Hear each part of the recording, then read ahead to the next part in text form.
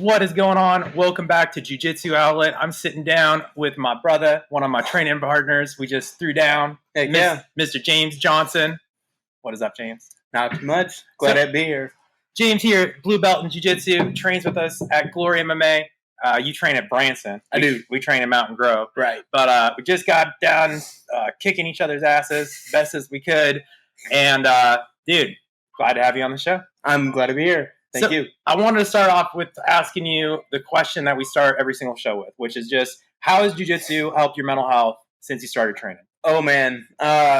Before Jiu-Jitsu, I was that shy kid. I was everybody's target, very small, had no confidence, nothing like that. Then I got into weightlifting and college, and then got pretty big, and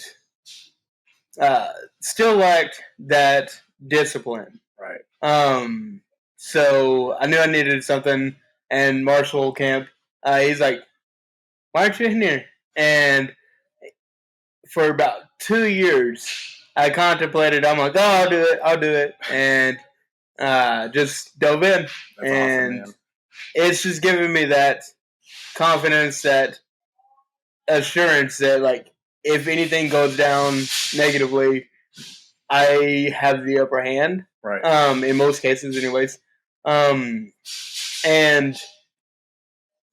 in business, too. Like, I just started my own business and never thought I'd do that before. Yeah. So just a lot more confidence and growth. Yeah. I would say.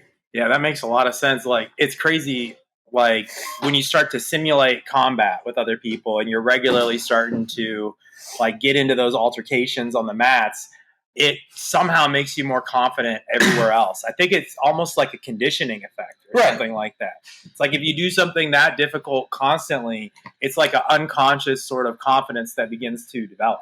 You're being constantly thrown into fire. And being from a kitchen background, you're not getting much training. Right. So you're either screwed in the weeds or you're going to be thriving. And it's almost like the same thing, but it's a lot more physical. Right. Than cooking, obviously. Yeah. So it's just a really good mindset to keep. Yeah. So I want to ask you this too, like, how has Jiu-Jitsu helped your life off the mats? Like, you spoke a little bit about starting a business, but I'd like to hear a little bit more about that. Like, you know, as you've started up the business, and I'm actually wearing one of your hats right now, Healthy Vends. James has a vending machine company. I do. Which is awesome. So, yeah, tell us a little bit about that. Like, what was that like when you first started it up, and how's Jiu-Jitsu kind of helped you out? Very strange. Never thought I'd have my own business, and if I did, I was going for the route of a food truck. Oh, cool. Because of my passion for cooking and stuff. But cooking takes so much time away from family and stuff, and I'm a very big family man, religious. So I didn't want that lifestyle. Right. I didn't want to be away from my kids whenever I do have kids, or with my wife anymore. Causes a lot of tension. But vending machines, I can control what I put in there. Right. So, like you said, at the vending, I'm going the route of protein-based, healthier, more organic, instead of all that fatty crap that dude. you Most see vending everywhere. machines are so crappy. It's so I even have people in schools, like teachers and stuff, are like, why aren't you in our school? I'm like, because Frito-Lay has your account. I'm like, I can't compete with them, but I'm hoping one day I can outpower them. Yeah. And that's starting with TR Fitness. Yeah. So as soon as Republic's officially open, I'm putting my second one in there from Aurora. That's awesome. And that's going to be a really big boost. Yeah. So, dude, that's amazing. Yeah, I love it, man, and I'm excited to watch you grow this thing, and keep it coming. And it almost sounds like jiu-jitsu gave you the confidence to go and start the business. Oh, 100%. Because talking to Mike Morgan, that man is all about business, and he'll steer you into it instead of you can be fearful with the intent of thriving. Right. And like with me having so many issues of like self-doubt and stuff from the past, it's giving me that boost of what's stopping you or what can go wrong. Yeah. And so I just did it. Yeah. Dude, that's amazing. Yeah. And for those who don't know, Mike Morgan is our jiu-jitsu coach. Yeah.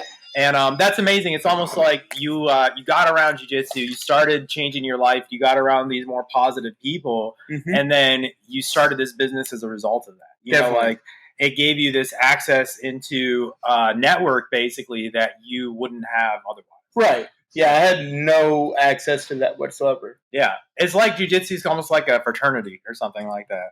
I would say so. It's crazy. We'll know where we beat each other up. Yeah, well, we used to do that when I was in a fraternity too. That's the thing, because I was in a college fraternity, and we would throw down. Like we call them Thunderdomes. I've heard of that a lot. Yeah, so. we would roll and have little tournaments and stuff like that. Right. It was fun. So I mean, it's like I think it's a natural thing. Like especially when men get together, like we all have this like unconscious desire to beat each other up or something like that. And whenever it's not being expressed, I think it creates tension.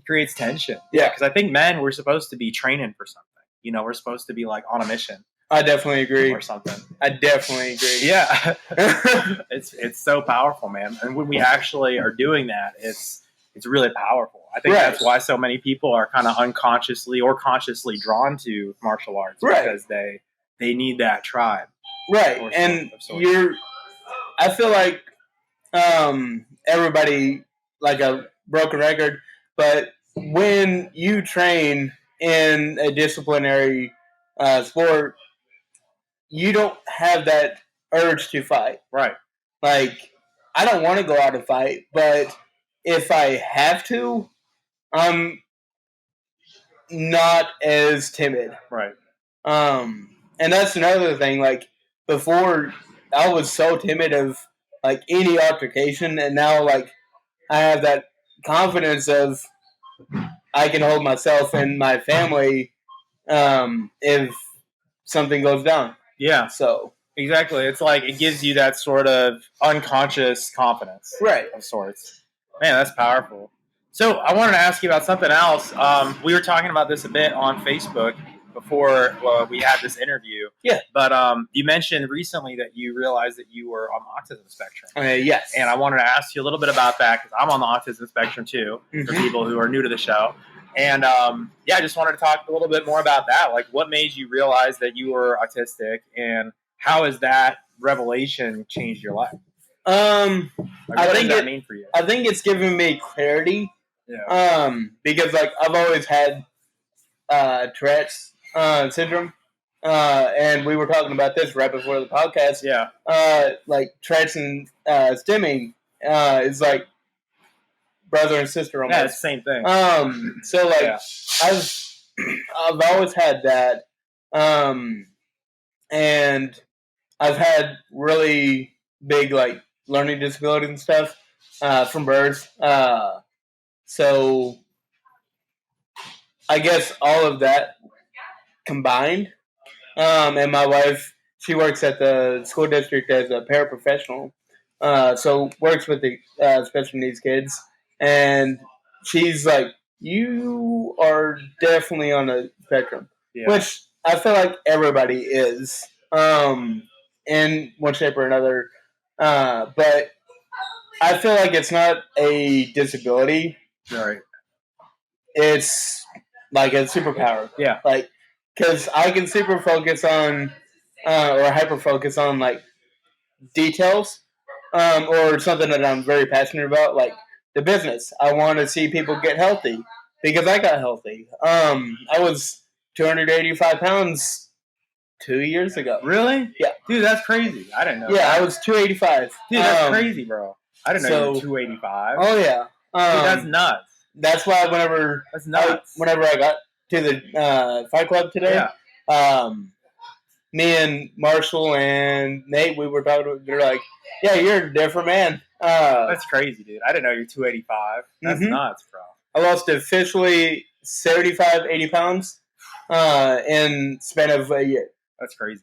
All because I cleaned up my diet, stopped eating all that extra crap, and started running. Yeah. So and training jiu-jitsu. Exactly. Can't forget that. Fighting people on a regular basis. Right. Competing and all that stuff. Yeah, dude, you're one of our most consistent competitors. I try. So, dude, that's badass. Wow, I didn't know that. That's like you lost like a whole person. 100%. How does that feel? Freeing. And again, I would say it's a reminder for me whenever I stop being disciplined, because I don't ever want to get back to that. Right. Because it took the wind out of me whenever I was walking upstairs. Yeah, I bet. Just a flight of stairs. I bet. And now I'm running 9 miles in a day, and for fun. That's crazy. So, that's awesome. That's amazing. Yeah. And I feel like it really ties in with what you were talking about with being on the spectrum, because people like us, we have a lot of unused energy.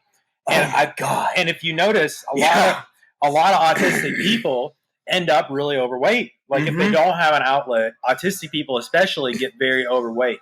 I'd say people in general get overweight, but especially autistic folk, they get like really overweight really fast. And that was me. That's why I think whenever before I started getting disciplined in jiu-jitsu really, and my running and diets, I got so big because I was heavy into powerlifting, like squat, leg press, 1250. Wow. 500 for deadlift, all that stuff. That's so I got big, but it wasn't healthy. Yeah, it wasn't a good because I had no cardio whatsoever. So, I definitely agree with that. Like, you have to have a healthy focus. Right. So. Yeah, dude. So I wanted to ask a little bit more about the autism stuff. Like, since you've realized that you might be on the spectrum and this is really feeling like something that's giving you a lot of clarity, like, what are some things that you've done in your life to maybe help some of the negative side effects? So, like, is there anything that you do to keep yourself, I guess, in a good state of mind, other than jiu-jitsu, other than training? Man, that's a hard question because before, like, in middle school and high school, I didn't really have any, like, friends or anything. I was a kid that was picked on and stuff. Yeah. Because I had Tourette's and, like, I wasn't the most athletic or anything like that. So yeah, I was a target. So I had a lot of depression and suicidal thoughts actually. But God definitely got me through that. If it wasn't for him, I definitely would have been gone many years ago. Yeah. So my faith definitely has kept me going. Yeah. I'd like to talk a little bit about that too, just because I'm a spiritual person. I know you are as well. Yeah. Like, how do you feel God has used jiu-jitsu in your life? Like, how do you feel God or uses jiu-jitsu in general? It's given me a family that I can, it's another family that I can count on to be there for anything. Yeah. Like, I have the Fight Club guys that I just met and we're rolling, and after that we're like, all right, that was cool. Yeah. Like, you have a giant network of people that just want to see people get better, and want to end all this freaking violence and war and stuff because they know how freeing jiu-jitsu and any kind of martial arts can be. So definitely, it's definitely given me that sense of, like, security almost. Yeah. If that makes sense. Yeah, totally, man. Totally. It's like it's created this sort of almost like a church outside of the church. Yes. If that makes sense. Like a separate sort of thing. Right. Definitely. Yeah. I think jiu-jitsu does that a lot, especially for people who don't have a church or like a organized church or organized religion that they go to. It like gives them that same sort of community bond, if that makes sense. There's so many people that are Christians that compete on the regular because they know what it gives them. Yeah. Like there was this guy that I was rolling with today. His no-gi shirt was said something about God, his love, or something like that. Yeah, something about God on his shirt. Yeah. So like it's not for these like I don't know what I'm trying to say here. A lot of martial artists seem to be more spiritual. Definitely. Like they seem to it seems to attract that for some reason. Like we're not some Neanderthals trying to kill each other. Yeah. Well, kind of we are, but in a loving way. Yeah, a loving way. So it's just like war, but with a friend. Right. Yeah. You know. And it's all just, for fake. But it's a lot of fun. And dude, I really just really appreciated this conversation with you, man. And I wanted to ask you one more question. So let's say that there's someone listening to this and they're new to their journey. Like they might be a white belt or maybe they haven't even started training yet. Like what words of wisdom would you give them as they're just getting started training jiu-jitsu? If you haven't stepped foot on the mats, do it. It will change your life. I know it changed mine. And for those that are getting striped or something like that, don't stop. Yeah. Because that's like we say it all the time. A black belt is a white belt that never stopped. Yeah. So doesn't matter like how you feel in the role. Everybody has a bad role. Everybody has a bad day. Go do another open mat with another school. Get new looks. Compete. Definitely compete. Yeah. But yeah, just don't quit. Competition is important. Definitely. It's super important. Definitely is. Yeah. And I feel like people don't do that enough a lot of times. I've got to actually get back out there and compete again. Me too. Now that my knee's all healed up. It's been a minute since I've been able to compete. I was going to do Naga on my birthday, June 3rd, but they canceled for like 2 weeks out. I'm like, really? Yeah. So I couldn't compete. Damn. I don't know why they canceled. Probably because not enough people signed up or anything. Damn. I don't know. That stinks. I was happy though. Yeah, I'm sorry, man. It's all right. We might have to go down to Texas or something like that to compete. Dude, I'd be down. But that would be so dope. There's a lot of big tournaments happening in Texas right now. Let's do it. But I'd be freaking down for that, bro. But okay, man. So last question that I have for you. Let's say hypothetically we could wave a magical wand and we could get every single person in the world to try jiu-jitsu at least like once or twice. Mm-hmm. Like, what do you think that would do for civilization? Honestly, I think you would give people the realization that like they're not that bad like they're not that macho person, because you're gonna get humbled, right. And you're gonna get an ego check real quick. Like, it's true. So 2 weeks in jiu-jitsu, I was still 280, whatever. And the smallest guy in her classroom, Corbin. You know him, right? Oh, yeah.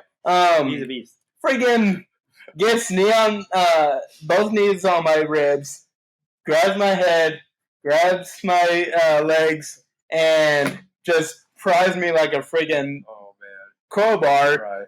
and bruised 3 ribs. Oh, no. And Mike Morgan's like, you gonna let him do that to you? He's 125 pounds. I'm like, well, so like... Don't have a choice. I don't care how big or strong you think you are.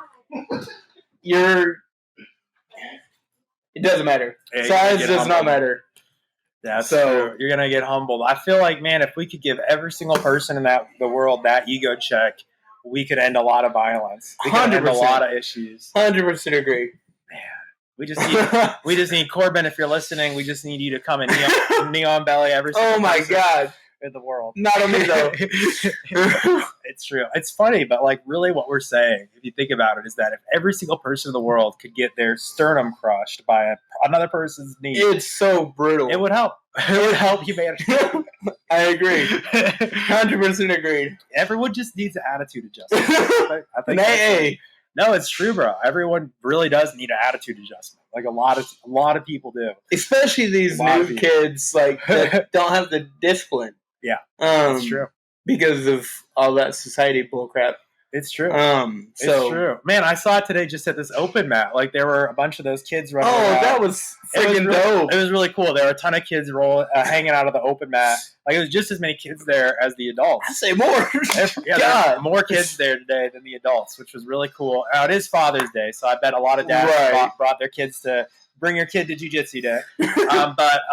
Dude, it was really cool to see because I noticed one instance where this one kid, I mean, I know he was probably just kidding, but he started like talking some crap to Tony, one of the adults, and Tony was like, come over here. And then he was like telling Tony he was going to beat him up and all this stuff. That's so funny. And Tony just like did a little single leg and took this kid down real quick. And then he got on top and he was like, okay, so what now? And this kid was laughing the whole time. Oh, yeah. Like, he was having a good time. But I was thinking to myself, I was like, that's what everyone needs when they're a kid. They need to talk shit to someone, and then they need to get their ass kicked real quick. It's going to happen. I mean, and not in a violent way. I'm not saying it needs to happen at the school or anything like that. Because the thing is, if it happens at the school, then it's happening on the concrete. Mm-hmm. It's happening in an uncontrolled environment. It's not safe. But if something like that happens at jiu-jitsu, where maybe you're talking a little crap, and then you get your ass beat. Yeah. It's a good lesson, It's humbling. And the earlier you can have that lesson, the better, even if you're 6. Agreed. So I was like, man, that was beautiful to watch. I was like, this kid just got his ego checked, and he loved it, too. You could tell. He was laughing. I told my wife, I'm like, as soon as when we have kids and stuff, I'm like, I don't care, like, what sport they're in, they're going to be in wrestling and jiu-jitsu just because it's so needed. Yeah. That discipline. Yeah. So yeah. 100%, man. 100%. Well, dude, I know we got to wrap this up. I know you got to get to some Father's Day activities, but definitely tell us a little bit more about Healthy Bends and tell us a little bit more about like the rest of the stuff you got going on. It's still a slow growing process. But I've got some merch. I do all of my shirts, hoodies, tanks. I'm starting to get into shorts and hats. Yeah, hats and jogging pants. I do all of that, and I've also started doing some paintings. Oh, really? Dude, that's awesome. I sent you some pictures. Dude, that's awesome. But I'm also getting into like that, and I'm going to be doing some autism awareness paintings as well. Oh, really? Dude, yep. Well, send it to me when you're done, and we'll promote it on the Instagram. Definitely. Stuff like that. So, hell yeah, dude. It's badass, brother. Well, thank you so much for coming on the show. Thank you for having me. Appreciate you. And anyone, do you have an Instagram page for Healthy Vends? I do not. I have a Facebook. It's Healthy Vends LLC. Okay. You can look it up from there. Okay, cool. Well, hey, if you're interested in learning more about what James has got going on, go check out the links below. Buy some merch. Get a cool new pair of jogging pants or a sweet hat. And if you have a location that needs a vending machine, hit this guy up. Definitely. All right, guys. Thanks so much for watching. Make sure you subscribe to the show, etc., etc. James, thank you so much. Thank you so much. Appreciate you, brother.